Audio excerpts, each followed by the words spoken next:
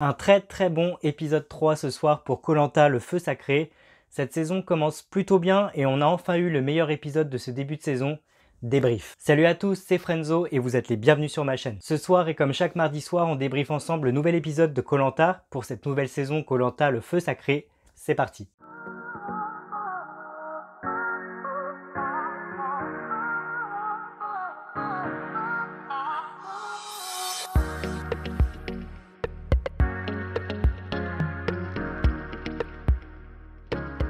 L'épisode reprend directement après le départ de la semaine dernière d'Emin, et on sent une sorte de tension qui s'est installée sur le camp des Rouges, sur le camp des Tinago. Elena a découvert un petit peu la vérité sur ce que les autres candidats pensent d'elle. Elle commence à s'inquiéter et elle commence à en faire part aux autres. Et entre nous, je dois dire qu'Elena est finalement une candidate plutôt pas mal.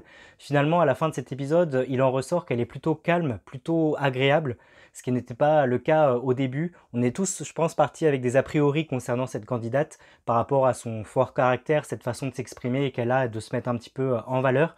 Il n'empêche qu'elle est forte sur les épreuves, qu'elle s'est radoucie sur le camp. Je pense qu'elle a eu une vraie prise de conscience par rapport à ce que les gens ont pensé d'elle, et c'est tout à son honneur. Et finalement, en plus, elle est pas si chiante que ça quand on voit certains autres candidats ce soir. Comme d'habitude, chez les Rouges, j'ai un petit peu plus de mal avec les candidats que sont Rudy et Alexandre.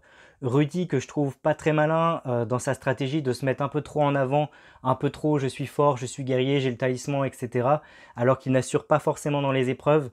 Et je reste persuadé à ce stade, en tout cas de l'épisode, qu'il ne va pas conserver son talisman très longtemps. Quant à Alexandre, et je vous l'ai dit déjà dans l'épisode 2 et dans l'épisode 1, se montrer beaucoup trop stratège dès le début, c'est un faux pas. Je pense que si on doit retenir une chose de koh c'est qu'au tout début, il ne faut pas être trop grande gueule, trop effacé non plus, il ne faut pas être trop fort, ni trop stratège. En vrai, si on veut rester un petit peu dans koh j'ai remarqué qu'il fallait trouver un entre-deux et ne pas se faire remarquer tout de suite dès le début. Du côté des Paniman, des jaunes, on se prépare à l'épreuve de confort, une épreuve qu'on connaît tous depuis le temps, celle où il faut tenir un équilibriste sur des grands bâtons et le faire passer jusqu'à une passerelle. Et c'est plutôt une épreuve qu'on apprécie tous dans koh donc c'est la première fois qu'on les voit s'entraîner sur ce genre d'épreuve, ce qui est plutôt pas mal. On a un Martin qui se fait très mal durant l'entraînement. Il s'est reçu, je crois, le piquet sur le pied. Ça a fait beaucoup jaser les gens sur Twitter.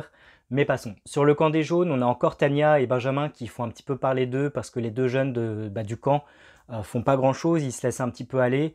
Je pense qu'ils se sentent aussi également en danger, donc ça n'aide pas. Ils sont un petit peu mal vus par rapport aux autres candidats. Sur le camp des rouges, on arrive à pêcher quelques petits poissons. Ils sont confiés à la candidate Elodie. Elodie qui est un petit peu maladroite et qui commence à se faire un petit peu mal voir dès le début de cet épisode. Et là, clairement, dans le rôle de préparatrice de poissons, elle est un petit peu gauche, elle fait tomber les poissons, elle les fait cuire alors qu'ils n'ont pas été vidés, etc. Bref, c'est pas top. Tandis que du côté des jaunes, on parle hygiène, on parle de brossage de dents, etc. Bref, un petit peu de blabla pour compléter cet épisode. Ce qui nous intéresse ici, c'est l'épreuve de confort, car le talisman est remis en jeu, Rudy ne l'a plus en main et on a hâte de voir ce qui va se passer par rapport à ça. D'autant que la récompense est de taille puisque les candidats vont pouvoir bénéficier de 3 kg de riz, 3 kg de riz qu'ils vont pouvoir cueillir eux-mêmes dans une rizière avec les locaux, ce qui est plutôt cool. Avant que l'épreuve d'équilibre sur l'eau ne commence, on a le fameux tirage de la boule noire pour respecter l'équité encore une fois cette semaine. Et pas de chance, ce sont les candidats Anne-Sophie et Gilles qui tirent la boule noire.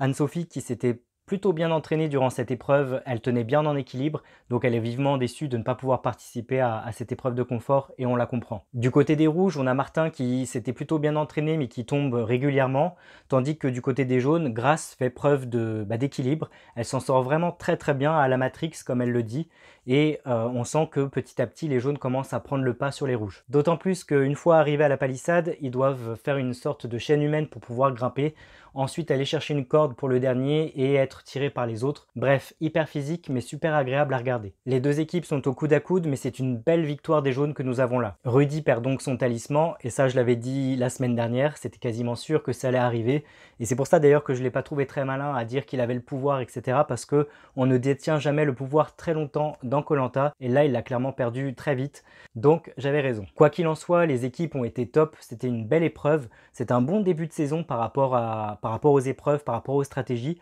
Je trouve que cet épisode 3 était marquant. Rudy fait le choix de donner son talisman à Tania, c'était quasiment sûr que ça allait arriver dans ce sens-là.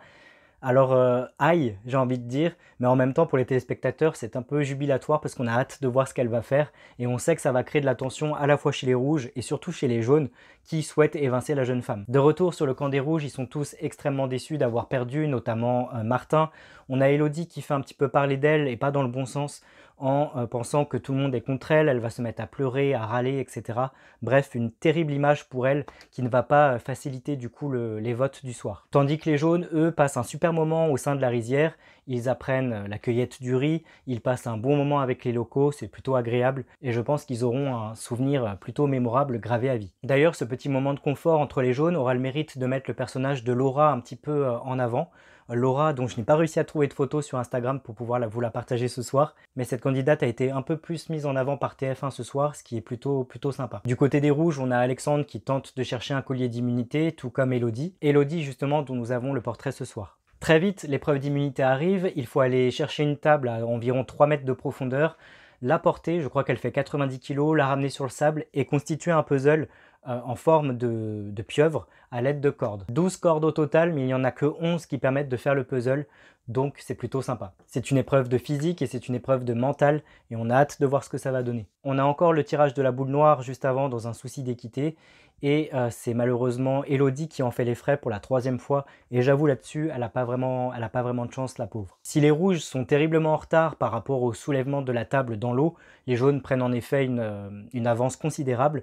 Ils se retrouvent plus ou moins à égalité au moment de constituer le puzzle, ce qui fait que en tant que téléspectateur, on ressent un stress assez fort et on se demande qui va remporter cette épreuve. Mais en plus d'avoir été hyper forts, les jaunes réussissent du coup la partie mentale et ils finissent par faire ce puzzle, à le reconstituer et à remporter cette belle victoire. Les jaunes ne sont donc pas en danger ce soir pour le conseil d'immunité, il s'agit de l'équipe des rouges et Tania va avoir un rôle essentiel puisqu'elle va pouvoir participer à ce conseil, elle va même pouvoir passer quelques heures sur l'île juste avant le conseil pour voir un petit peu comment sont les rouges et interférer peut-être pendant les votes. On a une équipe de jaunes que j'ai trouvé un petit peu hypocrite envers la jeune Tania.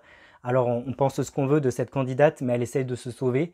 Et j'ai trouvé qu'elle le faisait plutôt bien. Et j'ai trouvé que c'était un petit peu hypocrite la façon dont ils sont pris avec elle ce soir, sachant qu'ils veulent l'éliminer elle, essayer de la mettre en porte-à-faux par rapport à son lien avec Rudy ou par rapport à ce pouvoir qu'elle a avec le talisman. J'ai pas trouvé ça très juste.